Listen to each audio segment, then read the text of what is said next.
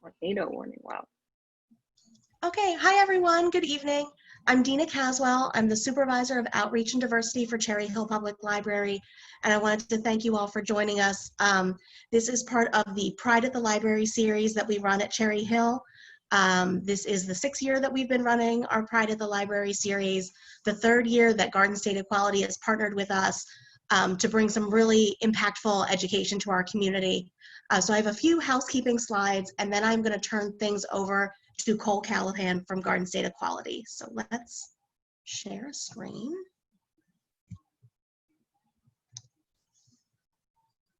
Okay, so here we are today. Tonight we're talking about the need for pride. If you visit our website at www.chplnj.org/Pride Month, you'll get all of the Pride resources that we've put together this year as we take Pride virtual.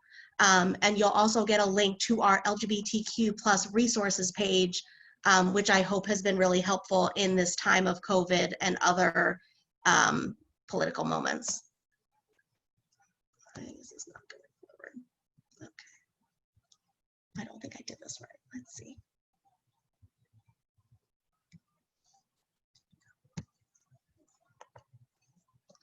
So for tonight's event, for best viewing, there's an option in the top right of your Zoom screen that will say speaker view. You can feel free to submit questions at any time during the chat, and we'll have a Q&A session at the end. And this presentation tonight is being recorded, so we'll have it up on our CHPL YouTube channel going forward. So please spread the word, and once that link is available, we'll share it on our social media and through our website. Coming up, we have opened pre-registration for our adult summer reading program. So if you have a Cherry Hill Public Library card, visit chplnj.readsquare.com. And next Thursday night, we are having author Grady Hendrix visit us for a virtual author event. He is the author of Horror Store, My Best Friend's Exorcism, and his new book is called The Southern Book Club's Guide to Slaying Vampires. So I think that'll be a lot of fun. And so that is everything for me. I'm going to turn everything over to Cole Callahan from Garden State Equality. Cole is their Safe Schools Coordinator. So thank you, Cole, and take it away. Thank you. All right. Just 1 second. Okay, thank you so much for joining us tonight and being interested in this topic, of course, in the wonderful month of June, which is our Pride Month. So we'll be covering some LGBTQ 101, kind of like the basics or explaining the whole acronym. And then we'll get into Pride and why do we still need Pride today. My name again is Cole Callahan. My pronouns are she, her. And I'm the Safe Schools Coordinator at Garden State Equality. All these letters after my name just mean that my background is in mental health. So I'm actually a clinician in the state of New Jersey. For Garden State Equality, we have 3 major initiatives going on right now, just to let you know, because they are a resource.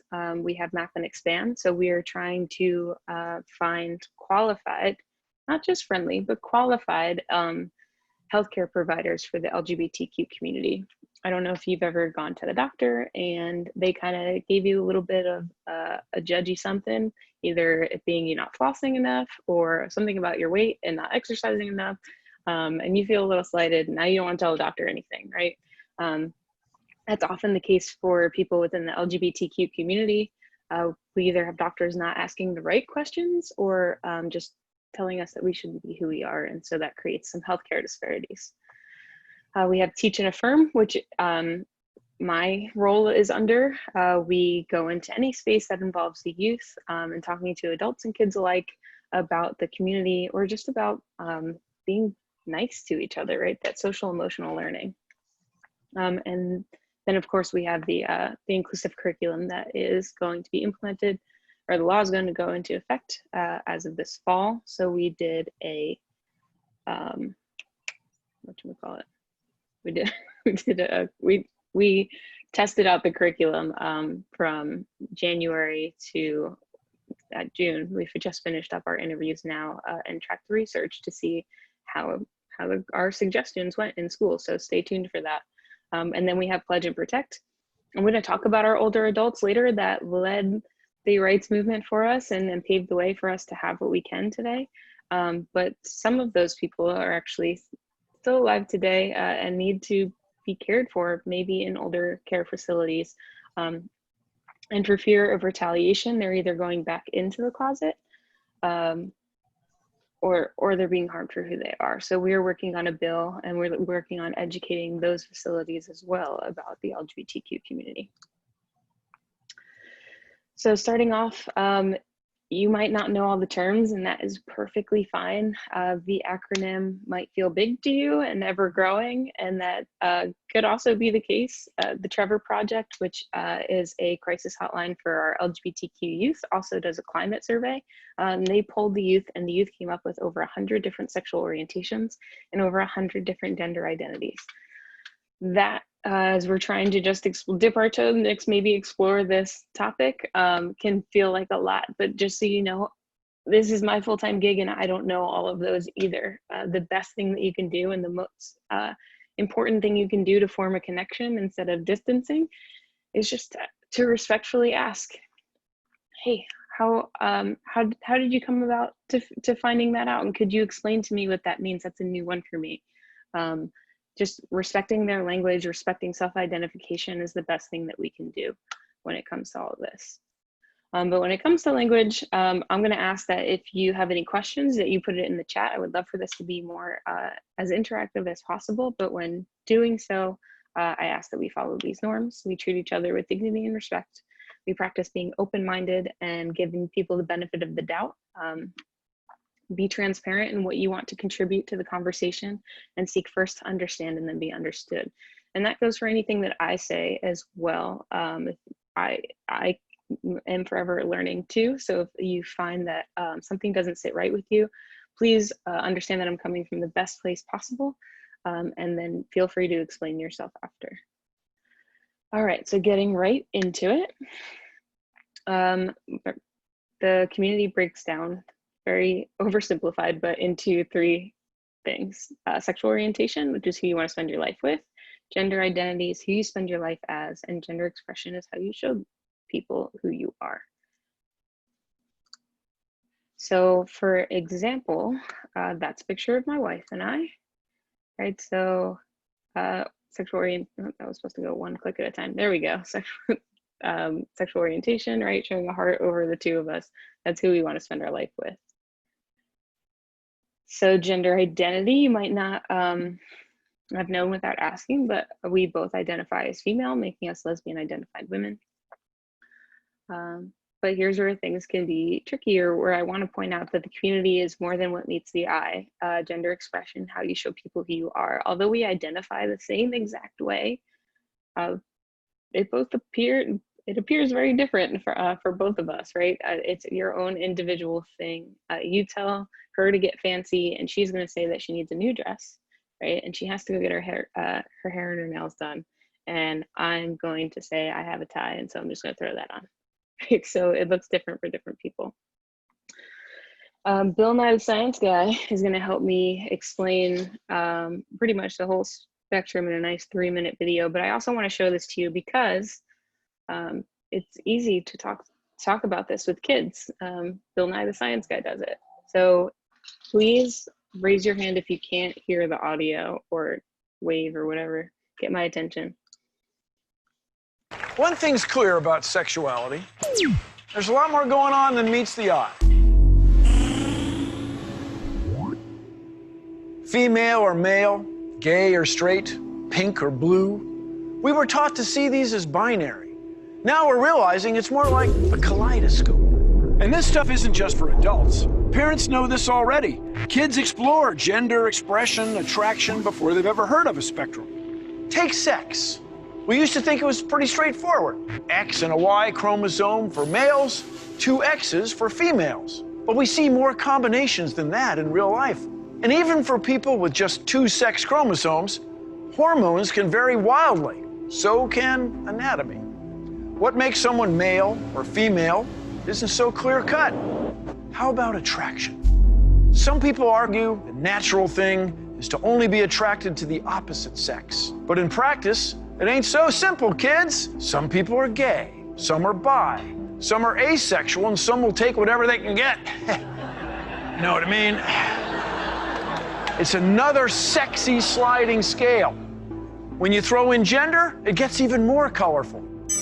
By 3 or 4, most kids identify with a gender, and it doesn't always match the sex they were assigned at birth. And a person's gender identity may change over their lifetime. And culture is getting us new ways to express all of this. How you dress, how you act and talk, how you present yourself to the world. It should be up to you. Sure, this might make things confusing for those who insist everyone pick an M or an F. But people, we have to listen to the science. And the science says we're all on a spectrum. Our labels, our fashion, even our washrooms are still catching up to that truth. I think you'll find when we look at sexuality this way, it is more complicated, but it's also a lot more honest. And it's more interesting.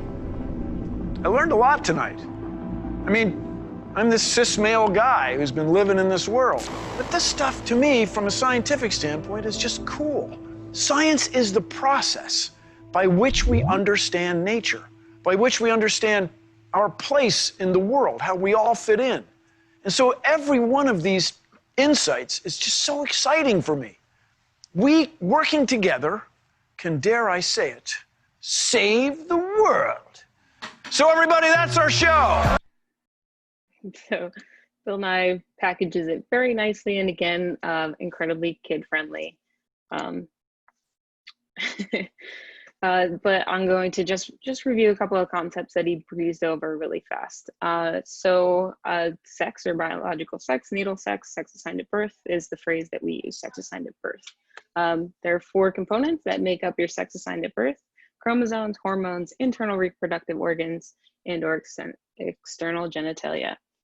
When we were born, the doctor, took a look at us and said, it's a boy or it's a girl. And so out of those 4 things, the doctor went off of 1 external glance and evaluated 1 thing and determined our sex assigned at birth. So in reality, there's a lot of other things that could be going on behind the scenes. For example, there's an intersex population or a population that has different sexual developments, meaning that they could have different chromosome combinations, different hormones going on behind the scenes, or they can have things like some internal reproductive organs and some external genitalia, some combination of these as well. Right, so when the doctor just took that look and that external glance, it might not have told the entire story. So that's where we get the phrase sex assigned at birth. In the great state of New Jersey, we now have the 3rd gender option where you can say other or intersex. That is not, so the snowflake millennials can pick the gender for their kids when they're born. It is so that intersex people can actually grow and develop normally without any surgical or medical intervention before they are able to consent. There is nothing actually wrong with them. So we think that sex, that was just sex, that is different from gender. We think that gender is culturally and historically contingent, meaning that across time, gender has meant different things, and across the world, gender can mean different things. There are different cultural backgrounds that do make space for people who are trans or do have more than 2 gender options, We're not too incredibly unique and trying to think outside the box here. So just to drive that point home a little bit more, girls in the 1930s were expected to do everything around the house, just take care of babies, not really have a job, things like that. But girls today are, can wear pants, it's not a big deal, Remember the first woman to wear a pantsuit on stage was a huge deal. Now we have women producing, directing, writing, starring in their own stuff all at the same time. The idea of being female has changed over time. And same for men, especially outfits. I think there's a baby boy in a gown in there, and I remember seeing pictures of my dad for his baptism. For his baptism was also in a little white gown. But then across time, right? Not even from then to 2020, but right across a lifespan, gender stereotypes can change too. So what are gender roles? It's what society expects of us. So thinking of things that are expected of women, if you want to throw it in the chat, go ahead. But women, I typically, when I do, this is a very easy conversation to have with kids, they say girls are expected to smile and be nice and be pretty and wear dresses and be delicate and nurturing, right? You have to want to have a family, and you should have done that before you were 25, but not too close to before 25. Like, right, we have very strict timelines for when we're supposed to have families. And boys and men are expected to be strong and aggressive and bold, and just hyper masculine, right? So these are examples, and yes, they are shifting, but it just some examples. So what is gender identity after we just explored what gender is? Gender identity is our deeply held internal sense of who we are as male, female, inside that, outside of that, however we identify, who we internally know ourselves to be. And everyone has a gender identity, not just people who are trans. So just a visual, here's thinking of gender as a binary. Based off of societal norms, you only have these two options, right? You go in that bathroom or that bathroom. You can check this box or that box. But we like to think of gender as more of a spectrum, right? So it's not necessarily an either an or you have to do this or you have to do that, but you can just exist, and if you fall somewhere in the in-between, that's totally cool. So here's a little activity, and I would like you to just think within yourself. When we think about the most masculine man we can think of, who comes to mind? Right? If you want to throw it in the chat, you want to come off mute. Who is the most masculine man that you can think of? That might be him right there. The Rock, Dwayne "The Rock" Johnson, right? Super buff. I often get other football players, other pro wrestlers, things like that. I give the example of G.I. Joe. And then who's the most feminine woman you can think of? Right? Depending on the population, I can get right, some Beyonce, some Taylor Swift right around the Super Bowl. I got lots of J-Lo and Shakira, right? Beautiful display of femininity. So thinking about gender as a binary, those are your two options, right? Stereotypically. You can be as strong and as masculine and as buff as The Rock, and that means you're male, and there's no leeway there. And you can be as so pretty and feminine and delicate that's what you're valued on, and you can almost make a living off of that. Thinking of gender as a binary, those are your only two options. But if we really knew The Rock, right?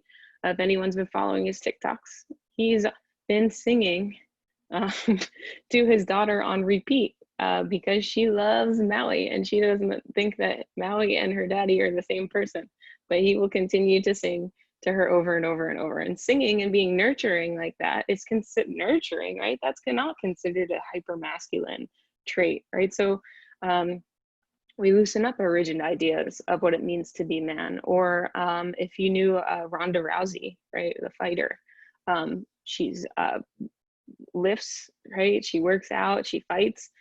She's also very pretty.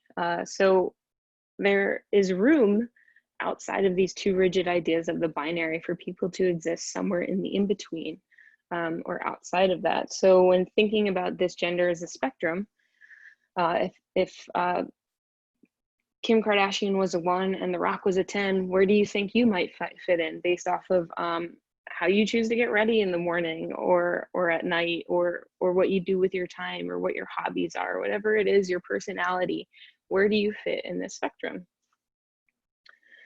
So when we think about spectrum, we have less rigid ideas of how people are supposed to be, and we just kind of let them live. So just as you knew where you fit on that spectrum, just as naturally and easily as that came to you to say, yeah, I'd probably whatever number, between whatever number and whatever number, or number point something number, right? You knew so do trans people. It comes just as easily and as naturally to them. So the term cisgender means that your sex assigned at birth and your gender identity align, right? Cis meaning same. We heard Bill Nye say cis male. That means he was born a male, he identifies as a male. A trans individual means their sex assigned at birth does not align with their gender identity. And like I said, they know just as easily as cisgender people know. The only difference is when we walk outside and we say the sky is blue, as cis people, when I say we, I mean cis. When cisgender people walk outside and say the sky is blue, everyone around them says, yes, the sky is blue, beautiful. When trans people walk outside, they say the sky is blue, people will tell them, no, no, no, it's orange. What's wrong with you? Right? We tell them that they don't know who they are, and that is the part that can get confusing for them. And then there are other gender identities, right? There are the people who do exist in the in-between. I use female pronouns, but I don't think that describing myself as female perfectly explains or I think that oversimplifies how I exist in the world. As you saw the way I dress or how my hair is now, which is 3 months grown out, you would know how short it is. Right? There are people that do exist in the in-between, and they might use they, them pronouns, which is grammatically correct. Merriam-Webster added it to the dictionary. It was 2019's dictionary word of the year. It was most searched next to quid pro quo. Just a little fun fact on that. And then gender identity is different than gender expression. So your gender expression might be your mannerisms, your speech, the way you wear your hair, the clothes you wear, and it is not culture, right? It is not like that gentleman wearing a kilt. That's a cultural thing, an Irish or Scottish thing. But Janelle Monáe down here and Billy Porter, right? They can be a little more gender nonconforming. I believe Janelle Monáe identifies as non-binary. They use they, them pronouns. So that isn't a gender expression. And now that we understand gender, we can understand sexual orientation, right? Because you need to know someone's gender before you can say that they're lesbian, gay, or straight, whatever it is. All right, so here's another cute little video. It's very short, so I'll show it to you, but an easy way that you can pull on the heartstrings of kids.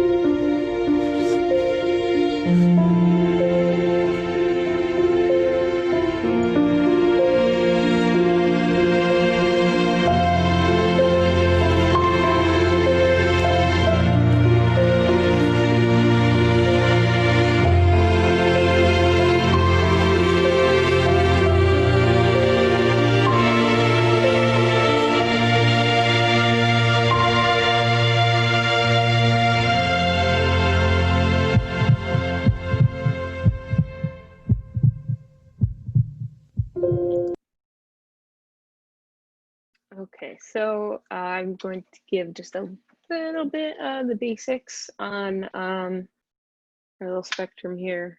And I ask that if these are new to you, that you practice saying, even if it's just the term, saying it out loud to yourself, so that if you want to be an ally, that the first time it comes out of your mouth, you don't stumble. A lot of you might have heard these words first in a negative way, and so just talking about them, just saying them without stumbling or without a negative connotation can make a huge difference. So getting started with the one all the way on the left, the beginning of LGBTQ is L for lesbian. So that is any female identified person who is attracted to other female identified people primarily. Right, so you can be a trans woman who is attracted to women and be a lesbian, right? That has nothing to do with your sex assigned at birth. It's how you identify. And then we have gay. Gay used to be the only word for the LGBTQ community. And now we have this wonderful broad use of language, which people get frustrated with. I think it's a good thing. Imagine if you didn't have the language for the way you exist in the world. Sorry, cat here. But gay means the opposite of lesbian, someone who identifies as a male that's primarily attracted to somebody else who identifies as a male. It used to be the umbrella term for the community, so you might hear lesbians say that they're gay, and that's how they identify. Then we have bisexual. That means that you're attracted to both males and females. It does not have to be 50-50 split, 70-30, 90-10, whatever it is, but you're attracted to both men and women. And then we have transgender, which we explained, right? So when your gender identity does not align with your sex assigned at birth. And some of the myths surrounding being trans is that you have to medically transition to be transgender, and that is not the case. That is how we went from the older word, which is outdated and not something we use anymore, of transvestite to transgender. That was a medical term. This is more about identity. And although if you do transition medically, it's still transgender. It's just that that's not the only way to do it. You can do it socially, right? Which is changing your clothes, changing your name. For our kids, right? Changing things on Power School. You can do it legally, changing documents, and then you can also do it medically. Queer, that might be still known as a negative word for some people. It was originally created by the community, then it was taken and used as a slur during the beginning of the rights movement, and now has been reclaimed by the youth, and with shows like Queer Eye. But it is our newer umbrella term for the LGBTQ community, or people may identify that way if they don't feel like explaining or rattling off their LGBTQ resume, right? We said trans women who's a lesbian.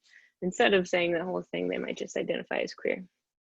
The Q can also stand for questioning, and that is not just our little ones who are figuring who they are all around, but it could be for our adults who were never in a safe enough space to come to terms with who they were, and they figure things out a little bit later on in life. We explained intersex, right? It's when there are people that do biologically exist between male and female, and there's nothing actually wrong with them. Asexual is when and there's a whole bunch of different variations of it. You can go to, I believe it's ACE and if you look up ACE or asexual online, there's a website that'll explain more of them. But it's essentially the suppressed feeling, or not really being driven to being romantic, physical, or emotional with in an emotional relationship with someone else. And then on the other hand, we have pansexual, which it could mean different things to different people, but my understanding of it is that your gender identity, your sex assigned at birth, gender expression are not really relevant, but who you are as a person, that is what is attractive. You still have standards. It doesn't mean that every person you pass walking down the street is attracted to you. It just means that those things are not relevant. And then the plus, I like to give a shout out to our allies. Without allies, we can't get very much done. Allies are not just people who want to party with us in the month of June, but people who show up to the polls, people who have hard conversations with other people, people who stick up for us when we need some help. So shout out to our allies. Thank you so much. Here is a cute little worksheet that this was actually created by trans kids. And so was this whole website. So this is a transstudent.org is an amazing resource, but you can print a blank one of this for yourself or for any kid. And I like this one because it includes our cisgender and our straight kids. But you can color in each line as much as you feel, kind of like a thermometer, or combine each three, making up a formula that is how you feel. So I, again, like it because it includes everybody. I have a little one, I've done it with as young as a limited learning disabled 5th grader. And he, sex assigned at birth is male, gender identity expression, male, masculine, physically, emotionally attracted to, women, not that he really knew yet. And then he like hit himself in the chest and slid the paper back at me like chest bump. And it was just all testosterone on that little dude. And that is also great. As long as he had the opportunity to explore who he is, then whoever he comes out to be should be celebrated. So again, it allows everyone, no matter how they identify or feel, to just have the opportunity to explore that. All right, a little history, a lot of pride. So I'm going to give you some background to the movement. So the Stonewall riots are credited with the beginning of the LGBTQ movement.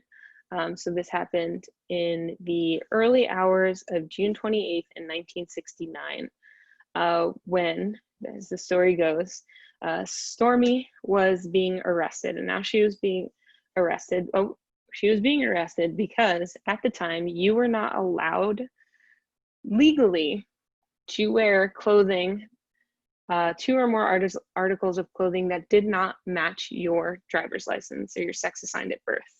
Right, so she was wearing too many pieces of men's article of clothing. She was getting arrested. As she was getting put into the back of the police car, she famously yelled, aren't you going to do something, to her friends, her onlookers. And that is when I believe Marsha P. Johnson was credited with throwing the first brick, igniting the Stonewall riots.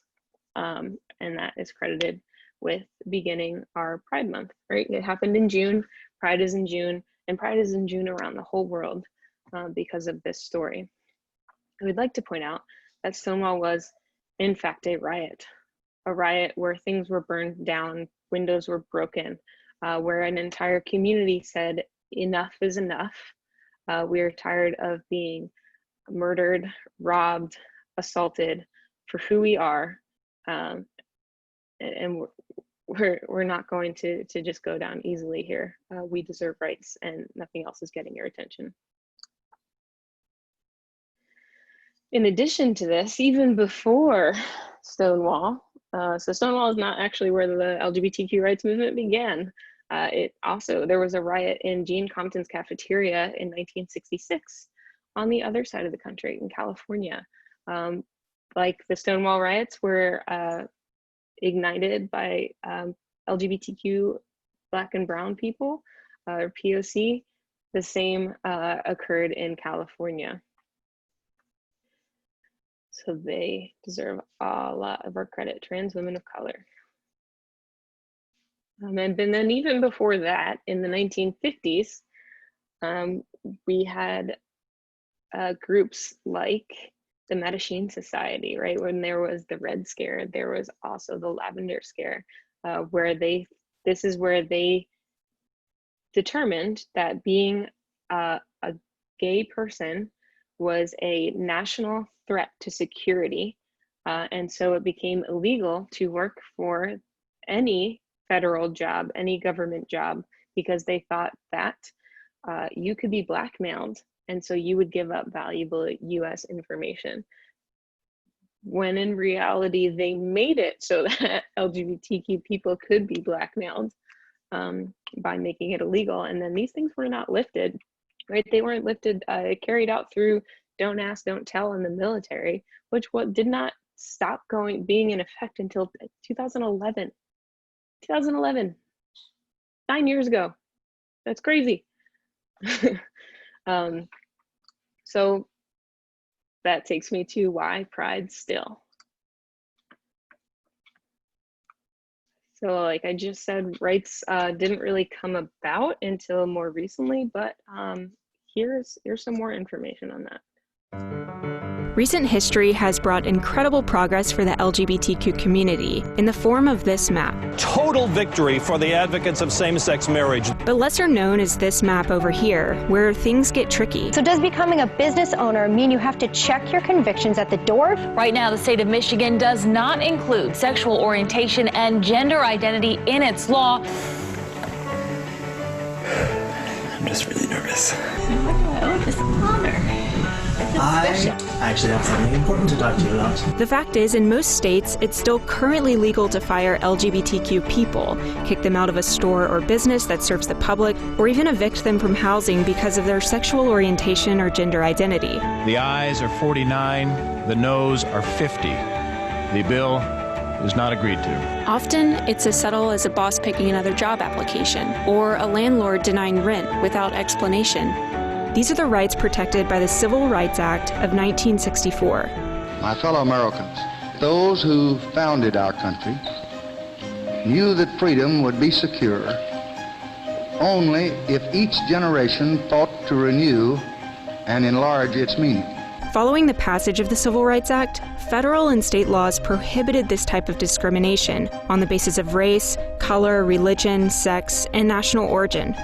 This is called enumeration. If you list the characteristics that are most often the subject of discrimination, it removes any doubt that these people are protected. Since these early days, I have seen and I have experienced many other types of discrimination, and all of them were rooted in the fear of people that were different than the majority. But sexual orientation and gender identity are not enumerated in most states, and a report by the Human Rights Campaign found that lawmakers in 29 states have actually proposed bills that would actively discriminate against LGBTQ people. We have what's called a patchwork of civil rights protections on this issue in this country. Sam Brownback, the governor of Kansas, went so far as to write an executive order to reverse a measure that barred employment discrimination against LGBTQ people. On top of all of this, there's systematic discrimination across many schools throughout the country. Ellen DeGeneres has been speaking out, voicing her outrage about the cruelty that spiraled out of control in our schools and beyond. Today is October 20th, 2013. Hopefully today will be a big day of my life in a positive way. The states in red here have no promo homo laws that forbid teachers in public schools from even mentioning homosexuality at all. If you are reading this, it means that I have committed suicide. Those words written on a Warren County teenager's Tumblr page, and now sparking an outcry from the LGBT community tonight. That's where coming out videos on YouTube like Drew's and Adam's are so helpful. So I have something serious I wanted to talk to you about. Yeah, I like guys. I have to tell you that I'm gay. Okay. Always have been, always will be. And you know how I drew that in 7th grade, and how in 7th grade I wanted to kill myself. It's been something that I've not liked for a while, especially when people called me fag a lot. There are too many kids out there suffering from bullying, rejection, or simply being mistreated because of who they are. And there's proof that enumeration works. GLSEN, an organization that advocates for LGBTQ students, says students who go to schools with enumerated LGBTQ policies experience significantly lower severities of bullying.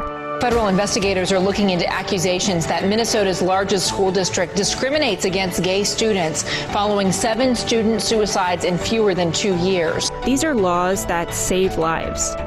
2012 was the first year in U.S. history where more people supported same-sex marriage than people who didn't. I know I'm kind of destroying every hope and dream you ever had for me. No, not at all. 2015 will be remembered for marriage equality. Public figures have been more open discussing their own sexuality, and popular TV shows have begun to incorporate more LGBTQ characters in the stories they tell. But if you look at these two maps side by side, it's clear that the LGBTQ civil rights battles are far from over.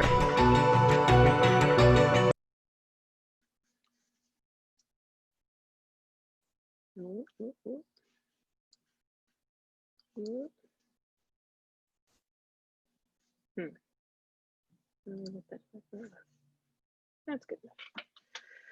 Okay. So that's what we're working with in the country when it comes to LGBTQ rights. I don't know if anyone is aware of the Equality Act. I believe it was put forward actually by Senator Booker, our senator, but it is a case that is being held still at the highest court in our country, the Supreme Court,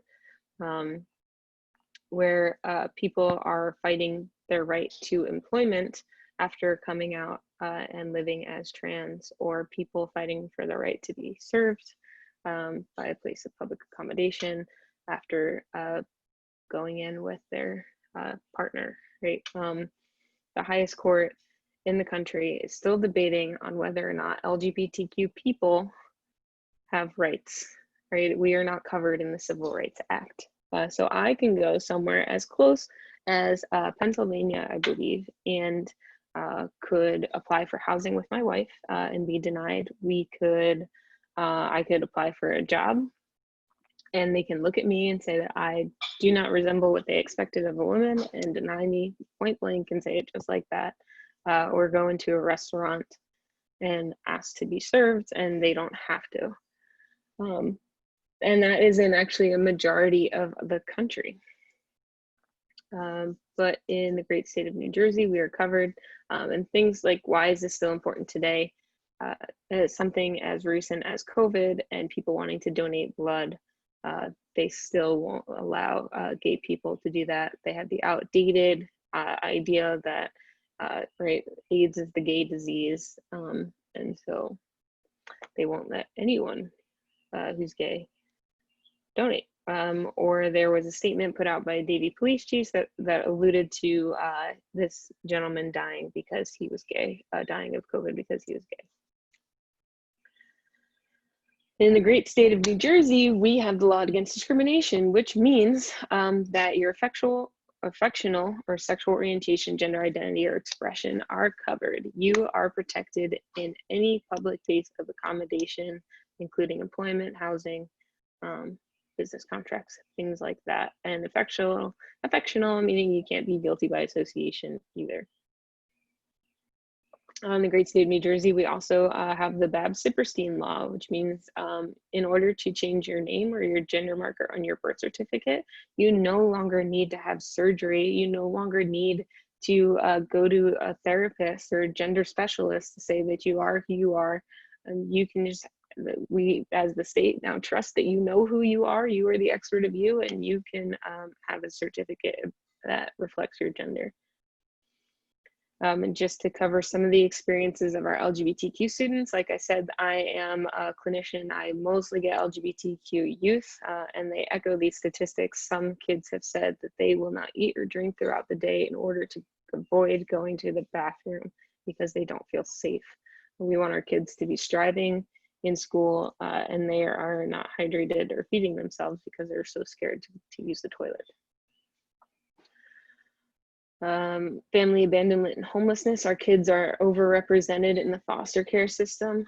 They are overrepresented when it comes to homeless youth, the #1 reason being family rejection. And when it comes to mental health, our LGBTQ kids are at a higher risk for all of these things. But the scariest thing I know about LGBTQ youth and mental health is them being 3 times more likely to contemplate suicide, 5 times more likely to attempt it when it comes to having a different sexual orientation. And 40% of trans adults reported making a suicide attempt at some point in their life, with 92% of those individuals reporting that those attempts were under the age of 25. And those are our kids. Those are our little ones.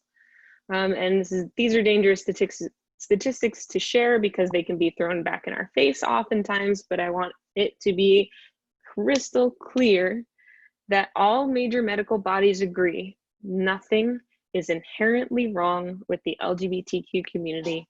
They should be supported and affirmed in who they are. Being who they are is not indicative of a mental illness or psychopathology, and is not helpful. It is in fact damaging to force a child to behave in more gender conforming and heteronormative ways.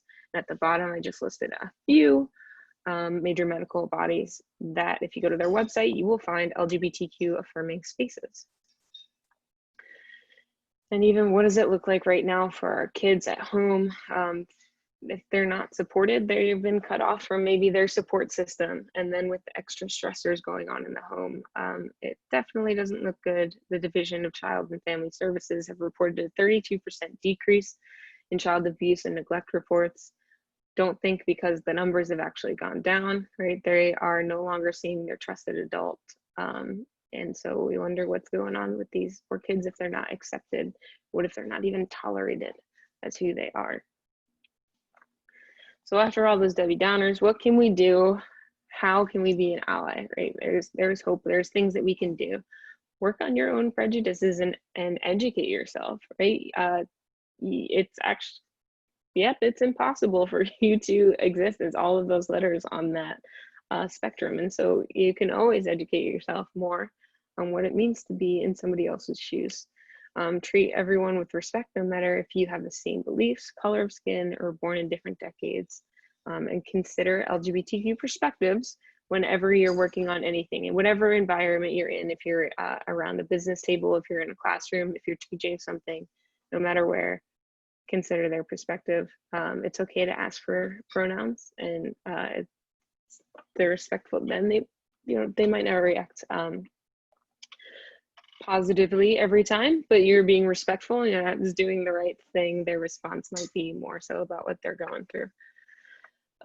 Stay away from slurs or insensitive phrases like "that's so gay" or "no homo," or gender stereotypes like "no, don't do that, that's for boys" or "that's for girls." Do not out anyone. If you want to watch a movie, a very cute Hollywood version of it, of Love, Simon, is about a poor kid getting outed, but it's cute in the movie, not so cute in real life. It can be life-threatening depending on what they've got going on. Here are some resources, which I will show again on the last page. But if ever you find somebody who's LGBTQ, it looks like they're in a rough spot and you're scared for them, you can always reach out to any of these resources. Or I oftentimes, when I have a kid and it doesn't even get to the point where I'm worried about them, I will have them save the Trevor Project, right, as a contact in their phone, and they can call it or text it whenever they need it. And I hope you're all hanging in there during COVID. And if you need us, Garden State Equality is also a resource for you. So I promise to leave some time for questions. I gave you 4 minutes, but I can hang on for longer too. Thank you so much for being here. And I'll take any questions. But other than that, happy Pride.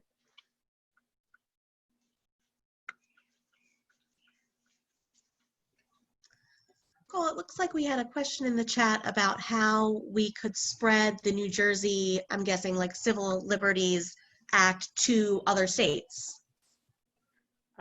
So when it comes to voting, that's really important. Who's in, like I'm talking about in November. I'm not sure what the Equality Act is already at the Supreme Court. So if you want to contact any of your local representatives to pass the word up, or if you want to contact even higher, you can Google those things and find ways to write letters.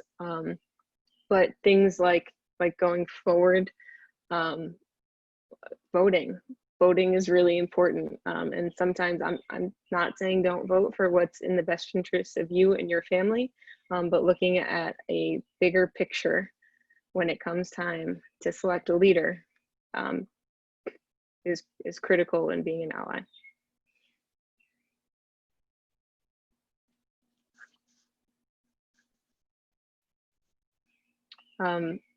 I didn't talk about rights within schools.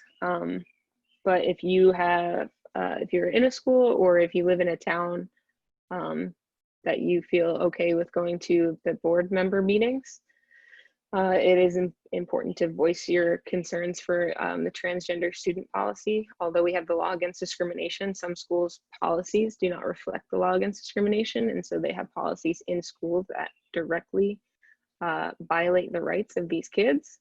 And we also have the inclusive curriculum law that's supposed to go in effect this fall. And schools have their lawyers working on it so that they can find loopholes and not actually just include the voices of LGBTQ people throughout history that were previously erased, right? We're not teaching kids how to be gay, but these stories like Bayard Rustin was just wiped out of the narrative. This curriculum puts that narrative back in. So those are fights that are still going on within our state.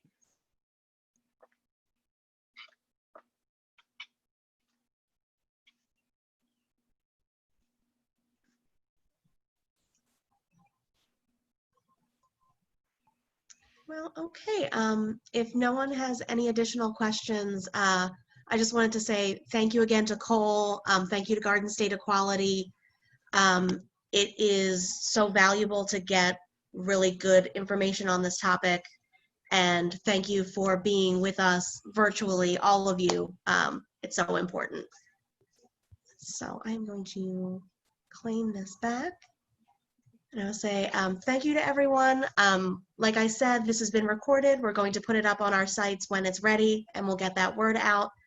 Everyone, please stay safe and have a very happy Pride. Yeah, happy Pride. Thank you.